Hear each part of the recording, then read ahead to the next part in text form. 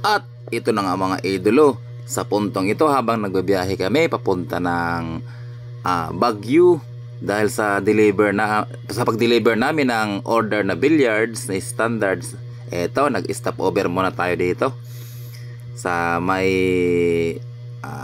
NLEX banda, ito sa may Tarlac to banda.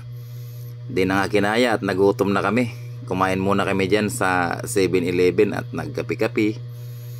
At ito nga yung sinakyan namin, kargadong mga idolo. At syempre tuloy-tuloy pa rin tayo sa biyahe. Malapit na tayo sa Baguio, inabot na tayo ng umaga.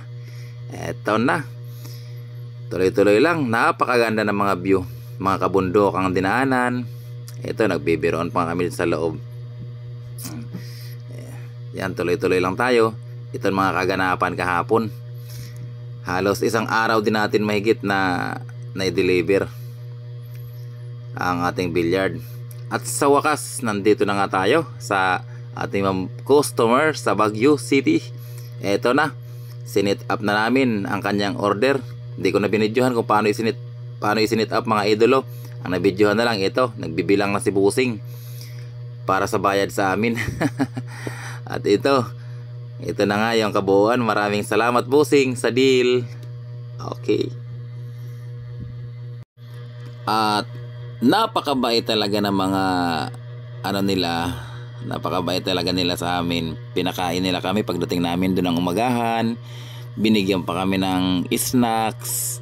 Talaga naman. Thank you Busing. At pakatapos nga natin doon sa Baguio City mag-deliver ng unang deliver natin na billiard standard Maxima 7, tumuloy na tayo dito sa La Union. Ito nga mga idolo, isang resorts ang ating customer. Ngunit naman tingnan nyo yung dadaanan namin, palusong. Talaga namang mapapalaban dito sa pagbubuhat ng mga materyales ng billiard hanggang doon sa baba. Doon mismo sa pagsisit upan. Yan, ganyang katarik ang aming aakyatin mga idolo, ganyang katarik. Yan, mapapalaban talaga kami sa pagbubuhat ng aming mga materyales na gagamitin sa pag-sit up ng billiard. At hindi magaan yung billiard na isi-sit up namin dito dahil marmol din to, marmol top din. Kaya talagang mapapalaban na naman kami. Shout out sa mga kasamahan ko, si MJ, si Omar at si Marvin. Ay nako mga Busing, talagang mapapalaban tayo sa pagbuhat nito. Yan, ganyan po katarik mga idolo. Dito lang kami sa taas nagparking. Tapos yung resorts nga na yan ay parang sobrang tarik pababa, palusong, nandun sa pinakababa.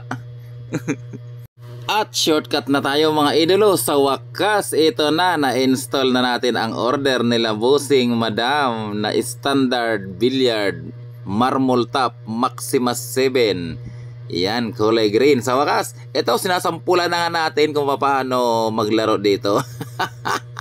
Napapalaro na nga tayo ng billiard sa mga puntong to.